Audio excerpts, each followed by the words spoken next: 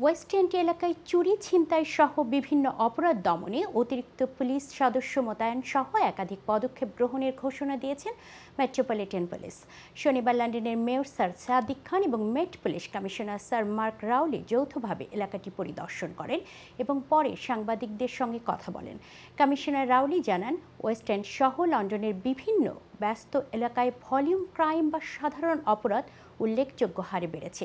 এসব অপরাধ প্রতিরোধে এলাকার আইন শৃঙ্খলা রক্ষায় অতিরিক্ত পুলিশ অফিসার মোতায়েন করা হবে। মেয়র সাদিক খান জানান, লন্ডন শহরকে নিরাপদ রাখতে পুলিশ বাহিনীকে সব ধরনের সহায়তা করা হচ্ছে।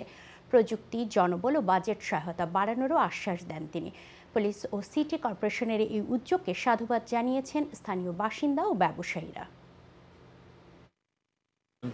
Has had enormous success, confidence and trust are growing in London. It's higher than most other parts of the other big cities in the country. London's a really safe place to live and work. I mean, injury violence is lower in London than other